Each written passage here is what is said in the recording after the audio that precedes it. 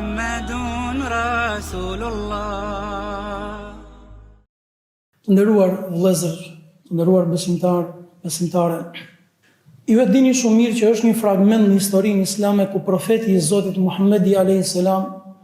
u shkrua nga një mesazh, dhe nga një mesazh informues por dhe ftues për të pranuar islamin dhe për të njohur minimumi këtë fe të madhërishme, fenë islame. E dërguari i Zotit lartësuar u shkrua nga një mesazh dhe nga një letër të gjithë superfuqive të kohës apo mbretërve dhe njerëzve me influencë që ishin në atë periudhë. Dhe për të mos u zgjatur në detaje, reagimet e këtyre njerëzve, pra këtyre njerëzve të cilët ishin me pushtet dhe influencë në atë kohë, ishin të ndryshme. Mirë po, ai fragment që është edhe ndoshta më interesanti dhe i mbushur me dobi dhe përfitime, është momenti kur mbreti dhe Cezari i Madh, ai mbreti dhe perandori i Bizantëve, merr në dorë shkresën që i kishte ardhur nga i dërguari i Zotit lartësuar. Një shkresë që informonte me parimet e islamit, por njëkohësisht dhe ftonte që pse jo të pranonte fenë e Zotit lartësuar, sepse në këtë fe është shumë komod dhe njeriu i thjesht dhe modest, por njëkohësisht është shumë komod dhe ai i cili është udhëheqës apo njeri me pushtet, dhe që të gjithë në fund të herës janë robë të Zotit lartësuar dhe nuk janë krijuar për qëllim tjetër veçse për të adhuruar Zotin e gjithësisë. Në këtë moment, duke që mori këtë letër, ju e dini shumë mirë që Cezari i asaj kohe ishte një njeri shumë i mençur dhe ishte një njeri i lexuar dhe njohës shumë i mirë i fesë krishtere. Dhe dinte se çdo të thotë profet, njeri që e përzgjedh Zoti dhe dërgon me mesazh të qartë për gjithë njerëzimin. Prandaj nuk veproi rëndom siç mund të kishte vepruar dikush tjetër, ta merrte dhe ta griste apo ta injoronte këtë letër, mirë po dërgon delegatët e tij dhe i shpërndan në vend dhe thotë më gjeni dikë prej njerëzve që e njeh dhe ka kontaktuar këtë person. Dhe këta njerëz që dërgoi Cezari gjetën pikërisht Ebu Sufjanin, njërin prej njerëzve më me influencë në Mekë në atë kohë dhe njërit prej njerëzve njohës më të mirë të dërguarit të Zotit lartësuar, pse jo edhe prej familjarëve të dërguarit të Zotit lartësuar. Vjen në pallatin mbretëror, pallatin e Cezarit, dhe qëndron ballë për ballë fronit të tij. Dhe pas tij rreshton njerëzit që e shoqëronin Ebu Sufjanin. Ebu Sufjani në ato momente ishte pabesimtar, prej njerëzve më armiqësor me dërguarin e Zotit lartësuar. Të dëgjoni me vëmendje dhe pastaj inshallah Zoti gjatë fjalimit do ta kuptojmë bashkarisht dhe do ta nxjerrim edhe se cila është tema që ne do të përpiqemi të shkëpusim dhe të përfitojmë sot. Në këtë moment i bëri disa pyetje, i drejtoi disa pyetje që janë tregues i njeriu me njohuri të thella. Prej tyre ishte prejardhja e dërguarit të Zotit lartësuar. Ky njeri që pretendon se është profet dhe i gjen guximin në një moment dhe fton mbretërit, njerëzit më me influencë dhe më me pushtet të botës, i fton të përfshihen apo të përqafojnë fenë e tij. Kush është ky njeri? Madje ky njeri vjen nga gadishulli arabik, që gadishulli arabik dhe arabët në ato momente nuk ishin fare, perandoritë e kohës nuk i merrin fare në konsiderat. Thot kush është ky njeri? Dhe pyet Ebu Sufjani dhe e pyet rreth prejardhjes së dërguar të Zotit lartësuar. Mos vallë prej të parëve të këtij njeriu ka patur njerëz të cilët kanë qenë mbretër dhe ky njeri tashmë kërkon mbretërinë e të parëve të tij, apo njerëz që kanë patur interesa të caktuar dhe ky na ka dalë tani dhe kërkon interesat apo kërkon diçka që i ka humbur apo i është marrë me kalimin e kohës. Dhe prej pyetjeve ishte ky njeri ka gënjur ndonjëherë? Jo. Abu Sufjani përgjigjej, jo. Pas vetës së tij ishin rreshtuar shokët që e shoqëronin. Madje udhëzimi për ata ishte nëse ky gënjen, ju do ta përgënjeshtroni. Dhe ishte urdhër prej Cezarit. Thot, ka gënjur ndonjëherë ky njeri. Në 40 vjet, kur ishte në moshën 40 vjeçare i erdhi shpallja. Për gjatë 40 viteve. Nuk ka qenë ky njeri në ndonjë rrethan, në ndonjë situatë, nuk I ka diktuar ndonjë situatë e caktuar, pra ta vendosin në vështirësi, interes, përballë një interesi shumë të madh dhe në një moment caktuar të ketë gënjur, ka gënjur ndonjëherë ky njeri, keni njohur gënjeshtër? Jo. Po mashtrim? Jo. Po tradhti? Ka tradhtuar ndonjëherë? Jo. Absolutisht jo.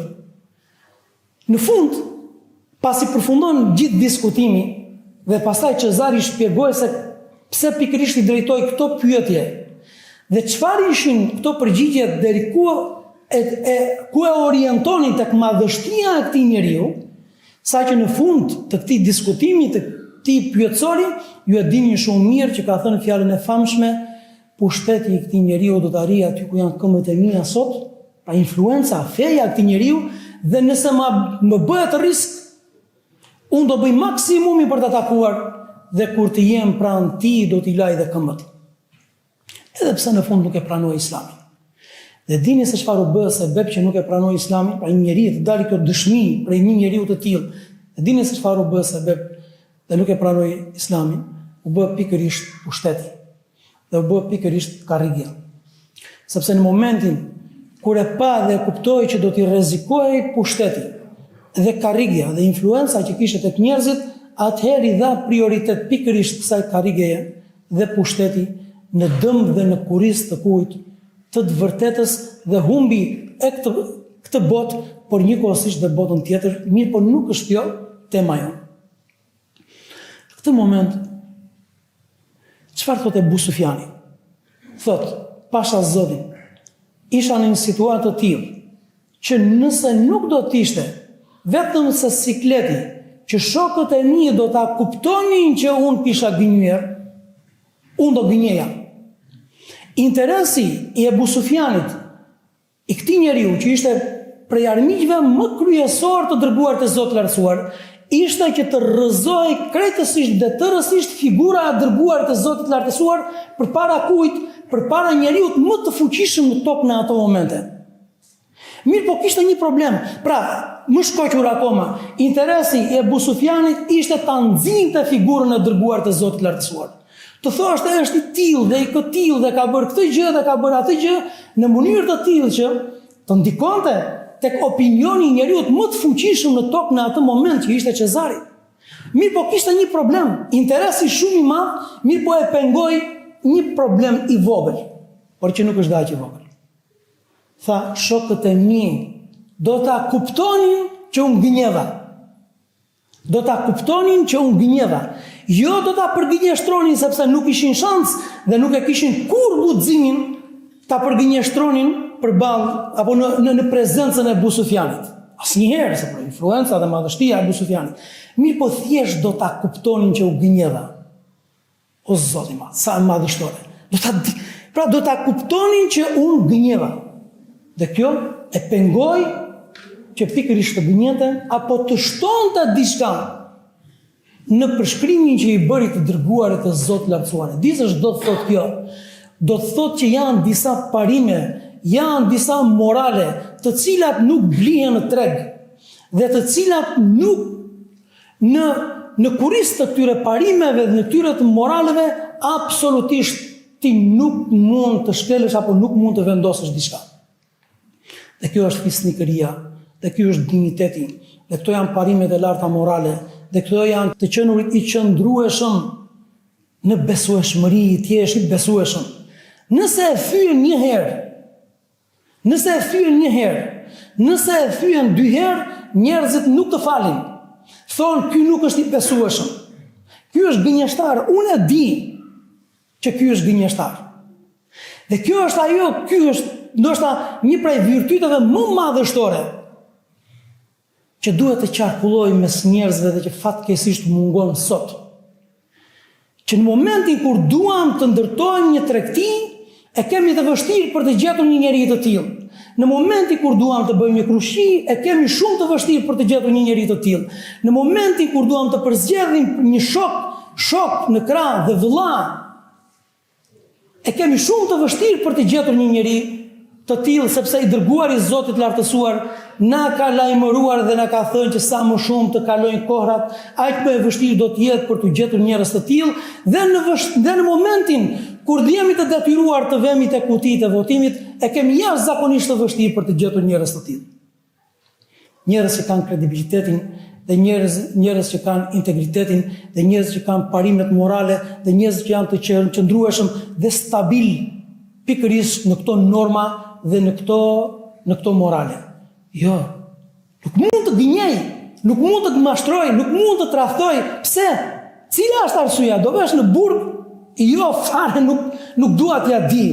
Ose kjo është e fundi ndoshta në herë, në radhë, burgu apo do humbasësh diçka prej pasurisë? Jo, do humbasësh klientel? Ti nuk gënjen se humbet klientel? Jo, po nuk. Problemi është njerëzit ta dinë, dhe njerëzit ta kuptojnë, dhe njerëzit janë të bindur që unë jam gënjeshtar. Pavarësisht se nuk e thon dot se unë jam njeri me pushtet, nuk e thon dot se unë jam njeri me influencë, nuk e thon dot sepse kanë interes. Çrëndsi ka, ata e dinë që unë jam gënjeshtar, ata e dinë që unë jam mashtrues, ata e dinë që unë kam humbur integritetin dhe kredibilitetin dhe besueshmërinë, këtë pasuri që nuk blihet me lek. Shikoj sot hebrejt, më saktë, shikoj sot sionistët, qifutët, kriminalët. Gjithë bota e di se kush janë, askush nuk guxon të flasi, ose një pakic. Një pakic guxon. Mirë po gjithë dunjaja, gjithë bota e di që janë kriminala, që janë gjakatar. Po pse nuk flasin? Sepse kanë pushtetin, kanë influencën, kanë lekun, dhe pjesa tjetër ka interesin, ose janë të dobët, mirë po të mjafton si njollë. Ti o pushtet gjakatar. Ti o njeri të mjafton si njollë, që njerëzit e dinë se kush je ti. Pavarësisht se kanë fuqinë e reagimit apo jo, njerëzit e dinë. Madje sot po marrin guximin edhe reagojnë dhe po flasin se kush je ti. A jetohet në të formë? Jetohet të shijon trapezi, të shijon ushqimi, të shijon shtrati, pushteti, fuqia. Pasha Zotin e gjithësisë nuk më shijon as edhe një minutë, as një çast në këtë jetë, ku të tjerët e dinë se kush janë, pavarësisht se nuk guxojnë dot që ta thonë apo ta flasin. Ky është të qenurit i besueshëm. Për këtë arsye, ky e dini atë rastin e lezetshëm, dhe është dhe për të qeshur. Në momenti kur del njeriu i famshëm, po përkeq, Musailem el-Kedhabi, profeti i rrem, doli në periudhën e profetit alayhis salam, në fund të kohës, kur i dërguari i Zotit lartësuar ishte në fund të jetës së tij. Dhe pretendoi se ishte profet, madje i dërgoi një shkresë të dërguarit të Zotit lartësuar dhe e fton që ta ndanin tokën e Zotit në dy pjesë. Një pjesë sundoi e tij me fen tënde, pjesën tjetër unë me besimin tim dhe me fen time. Në këtë moment, dhe unë po shkëpus një fragment, përballet me Amr ibn Asin. E dini se kush ishte Amr ibn Asi? Një prej njerëzve më të zgjuar, më të kthjellët, më të mençur që ka parë toka. Në ato momente ishte pa besimtar, por më vonë pranon Islamin. Dhe i thot, shok bashkë qytetarit tënë, pra që të thotë Muhammedit a.s. Çfarë po ndodh me të i shpallet prej Zotit, i vjen me leku, po i thot, i vjen me leku, dhe herë pas here në mënyrë periodike, i sjell pjesë nga Kurani, nga mesazhet, nga drita hyjnore se si njerëzit duhet jetojnë. Tani u gjet në siklet, sepse profeti i dërguari i Allahut, Muhammedi a.s. edhe ky pretendon se ishte profet. E po ti me çfarë na vjen? Thot, po edhe mua më shpallet prej Zotit. Thot, po çfarë të shpallet? Në ato momente përpiloi një që e quajti sure në lidhje me elefantin, se duke qenë se ka një sure në Kur'anin famullar që është surja e elefantit El Fil. Edhe ky thot, përpiloi diçka rreth elefantit, ka një bish të shkurtër por një hund të gjatë dhe bën këtë dhe bën atë. Në këtë moment e reagon Amr ibn Asi dhe thot, o Musailem, ti e di që unë e di që ti e gënjeshtar. Jo thjesht unë e di që ti e gënjeshtar, po edhe ti e di që unë e di që ti je gënjeshtar. Mjafton vetëm kjo sinjoll. Dhe me këtë njoll, o vëllezër, o motra të nderuara, nuk jetohet. Nuk jetohet. Vërtet ne që të gjithë duam pasurinë, dhe s'ka dyshim që secili prej nesh do që të jetë i rëndësishëm në jetë. Po dikush e do dhe pushtetin, po dikush do mekanizmat të cilat e ngrejnë, e lartësojnë në këtë dunja, rënd, garro, bëj të tuat dhe të familjes tënde që të gjitha këto, por në rrugë shumë dinjitose, në rrugë shumë të pastër, ku fokusi duhet të jetë tek vlerat, dhe duhet të jetë tek dinjiteti, dhe duhet të jetë tek besueshmëria, sepse edhe një herë theksoj, edhe pse e përmenda shpesh, nuk jetohet me faktin që të tjerët e dinë, ose më saktë që ne e dimë që të tjerët janë shumë të vetëdijshëm se kush jemi ne. Dhe pastaj vazhdon dhe jeton dhe krekosesh dhe del dhe flet dhe propagandon. Prandaj kjo është ajo gjë që na lipset më së shumti. Dhe pasha Zotin e gjithësisë, nëse kemi mes nesh dhe kemi elhamdulillah Zotit dhe janë të shumt, një vëllezër dhe motra dhe besimtarë dhe bashkëqytetarë që janë parimor dhe kanë këto virtyte dhe kanë këtë ambicie në jetë, duhet t'i mbërthejmë fort dhe duhet t'i ruajmë fort si gjën më të çmuar. Sepse nuk është çudi që aspekti material dhe çështja e mirëqenies të përmirësohet dita ditës, por nëse humbasin këto vlera dhe nëse humbasin këta njerëz, me të vërtetë që gjithë shoqëria është në rrezik. Me të vërtetë që gjithë shoqëria është në rrezik. Dhe kujdes. Fiksoje këtë gjë, të lutem shumë. Në raport me Allahun, pranohet dhe nuk e humbet as besueshmërinë, as kredibilitetin dhe as të qenurit dinjitos edhe nëse gabon 1000 herë. Edhe nëse gabon 1000 herë. Për këtë arsye, kush ka gabuar në raport me Allahun, pa ulur kokën fare, e ka të drejtën të hyjë në atë derë apo kudo qoftë dhe thotë: "O Allah, më fal, sot jam i vetëdijshëm për faktin se kam gabuar, tani do filloj një faqe të re dhe do ndryshoj", dhe ky njeri është i nderuar dhe i respektuar. Raport me Allahun, derisa të vi shpirti, thot profeti i Zotit, në fyt, sepse në atë moment shikohet meleku dhe gjithë njerëzit bëhen besimtarë. Kurse në raport me njerëzit, nëse gabon 1 herë apo 2 herë, e rënove figurën tënde. Prandaj kur mos gënje, asnjëherë mos mashtro. Dhe gjithmonë shiko parimet, jo interesin, edhe nëse interesi është jashtëzakonisht i madh. Vëllezërit e Jusufit alayhis salam, bijtë e Jakubit, kërkuan ta merrin Jusufin me vete, edhe pse kishin thurur një plan. U ajep Jakubi, edhe pse rezistoi pak, herën e parë u ajep, merreni, vetëm kujdes.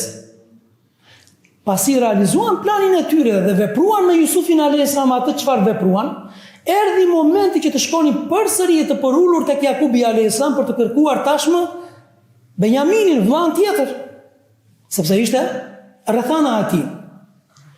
Çfarë tha Jakubi alayhis salam? Thotë: "Jo, mos pretendoni që t'u jap Jusufin, t'u jap Benjaminin siç bëra me vëllain e tij me Jusufin dhe ju të veproni të njëjtën gjë. Nuk kam për ta bërë diçka të tillë derisa ju të betoheni dhe të zotoheni me betim të madh se o do të ma sillni shëndoshë mirë ose do t'ju përfshi një rrethane të caktuar që të gjithëve juve." Çdo thotë kjo, herën e parë Jakubi alayhis salam nuk u kërkoi vëllezërve, nuk u kërkoi fëmijëve që të betoheshin. Po herën e dytë e cënuan besueshmërinë. Tani jo, nuk ndodh. E cënuan besueshmërinë. Si rjedhoi nuk u jap vëllain derisa të betoheni dhe të zotoheni se nuk do të veproni diçka të keqe apo do të bëni maksimumin në lidhje me të. Për këtë arsye, me vëllezër dhe me njerëz të cilët e kanë të besueshmëri, s'ka nevojë që të kërkosh që të betohet. Po nëse humbet këtë besueshmëri, do të na duhet të betohemi në Allahun jo 1 herë, po 100 herë. Po do të na duhet që të vemi edhe tek noteri, po mundësisht tek një noter i cili është i besueshëm, po na duhet dhe dëshmitarë, po na duhet dhe përsëri do të vazhdojmë të jemi të flëm pa gjumë. Të rrim natën pa gjumë ose mos na zë gjumi më saktë. Pse kjo gjë? Sepse është cënuar 1 herë besueshmëria. në një prej ekspeditave, muslimanët kapën rob disa prej pabesimtarëve, të cilët i kishin sulmuar muslimanët. Mes atyre njerëzve që ishte kapur rob, ishte edhe një krye familjar i cili kishte 5 vajza në shtëpi. Ama armiqësia ndaj Islamit dhe ndaj dërguarit të Allahut të lartësuar ishte aq e madhe, sa që edhe pse kishte 5 fëmijë për të rritur, 5 vajza për të rritur dhe për të kujdesur, jo me zell shumë të madh do dilte në luftë, në betejë kundër të dërguarit të Zotit dhe kundër muslimanëve. E kapin rob muslimanët. Dhe ky njeri vjen dhe i përgjërohet dhe i lutet të dërguarit të Zotit dhe i thotë kam 5 vajza, kush do kujdeset për to? S'kam as mundësi ta kompensoj lirinë time dhe as një gjë, më lër të lirë. Profeti alayhis salam, profeti i mëshirës, e toleroi dhe u ndikua nga gjendja e tij. Në momentin që e toleron, e mëshiroi dhe la të lirë pa kurfar kompensimi, i dhe zotohet të dërguarit të Zotit. Dhe i thotë, pasha Zotin, dhe t'jap fjalën, dhe t'jap besën, që kur nuk e për ta parë fytyrën time në front përballë teje. Kur, asnjëherë. Dhe ky ishte kushti i vetëm. Kontrata, pika e vetme në kontratë. Në rregullit profeti alayhis salam dhe la të lirë. Në betejën e radhës, në ekspeditën e radhës, në armiqsinë e radhës që treguan pabesimtarët, në krye të frontit, në ballë të frontit madje, ishte pikërisht ky njeri. Deshi Zotin lartësuar u kap përsëri për të dytën herë. Shikon Muhamedi alayhis salam të njëjtën fytyrë që s'kishte kaluar shumë kohë dhe kishte dhënë Zot, e kishte lënë dhe të lirë, e kishte mëshiruar dhe e kishte dhënë dhe zotimin që kur nuk do ta shikonte fytyrën e tij përballë si armik. I kërkon përsëri të njëjtën tolerim. Dhe i thotë lutem, kam 5 vajza, më lër të lirë dhe kështu. Thot Muhamedi alayhis salam ja. E humbe besueshmërinë. Nuk mund ta pranoj i dërguar i Zotit që të dalë dikush sokakëve dhe rrugëve të Mekës dhe të tallet dhe të thotë e mashtrova të dërguarin e Zotit 2 herë. Dhe urdhë profeti alayhis salam dhe mbi të zbatoi masa ndëshkuese që meritonte.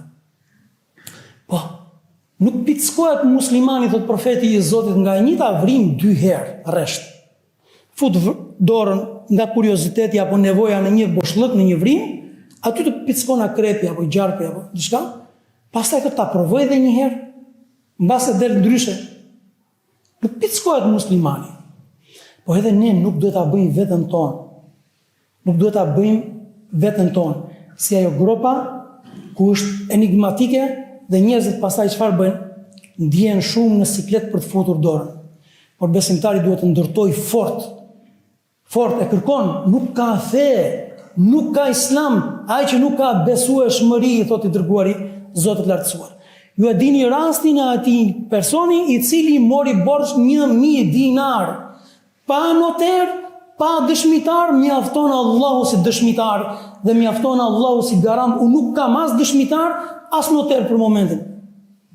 Shkon dhe bën tregti, rrethanat caktuara i diktuan që të pamundësonte për të kthyer borxhin brenda afatit të caktuar. Çfarë bëri? Më thoni çfarë bëri? Bëri atë gjë që u çoditën që të gjithë kur e dëgjuan. Merr një trung peme, krijon një boshllëk në brendësi të këtij trungu, fut 1000 dinarët brenda në këtë trungun e pemës, e izolon mirë dhe hedh në det. Ja kam lënë Allahut, unë bëj aq sa mundem. Pse ishte stuhi dhe anijet nuk qarkullonin. Dhe thot, o Allah, ti je dëshmitar për kontratën që ka unë me filani, ka marrë borx dhe ka një afat që duhet ta kthej. Mirë, po nuk mundem ta kam dorëzuar ty o Zot. E dini se çfarë ndodhi?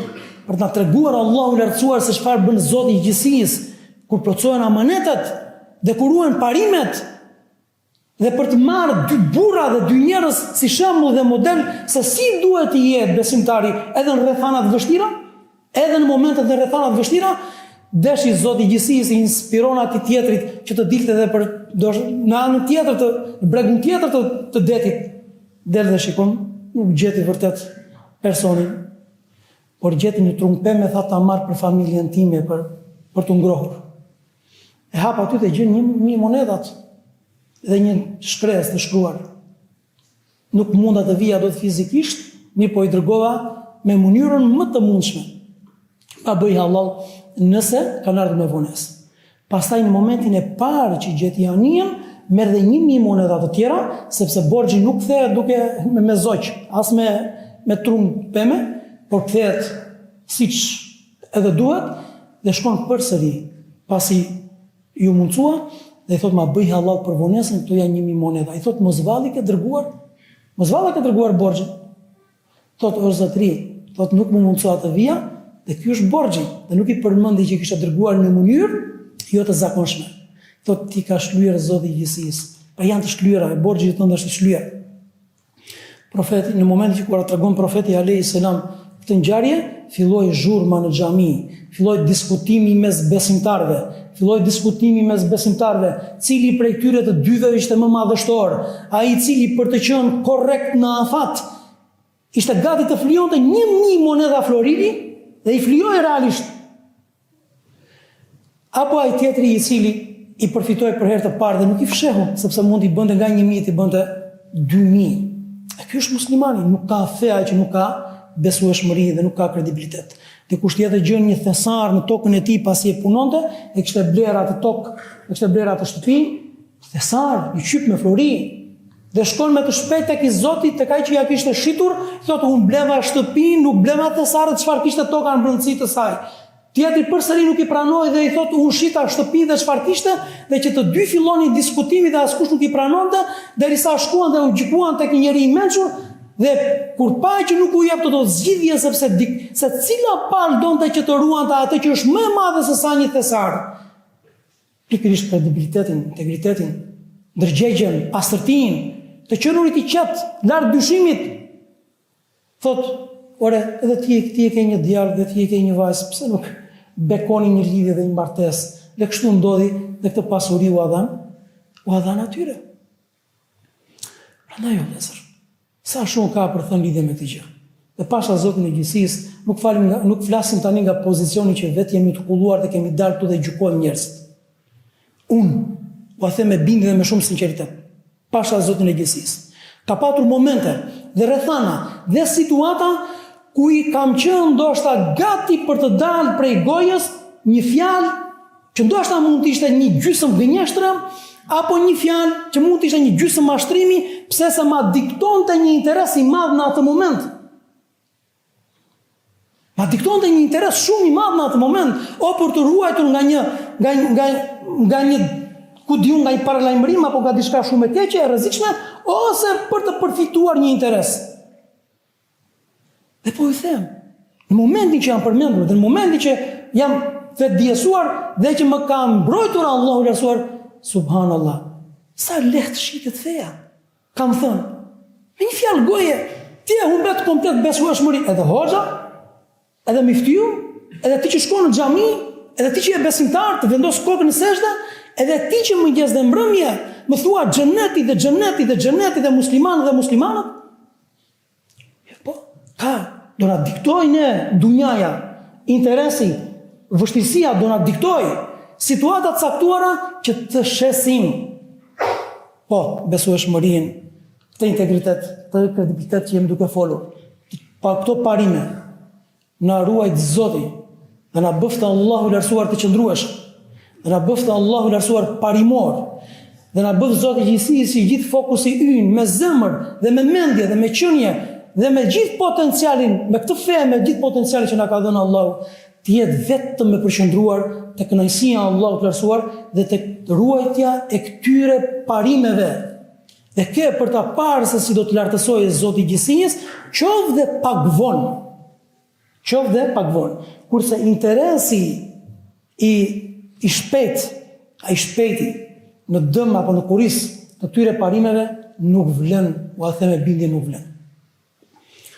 Allahu ju nderoft për vëmendjen, Allahu na mbuloft në mirësitë e Tij, na i ruajt Zoti këto mirësi, na bëft Allahu të pastër në shpirt dhe në zemër, na bëft Allahu të drejtë, të besueshëm në gjuhën tonë, në raportet dhe në marrëdhëniet tona, na ruajt Allahu nga mashtrimi, nga gënjeshtra, nga tradhtia dhe lutim Allahun lartësuar që Zoti I gjithësisë na ringjalli me njerëzit të cilët janë me të vërtet sidik dhe kujdes sidomos vëllezërit, motrat që janë në fushën e tregtisë, gjithmonë kujtoni për gëzimin e madh që profeti alayhis salam thotë, tregtari i sinqert dhe i besueshëm do të jetë në ditën e gjykimit me profetët, me dëshmorët dhe me njerëzit e vërtet, sepse është një terren shumë i vështirë, por me ndihmën e Allahut të lartësuar edhe disa orientime dhe udhëzime ne do të japim në xhumat e ardhshme. Allahu na të bëftë gjithmonë të botën mirësi, na lartësoft në botën tjetër në xhenetet e larta. Aqulu ma tasma'un astaghfirullaha al-azim li wa lakum.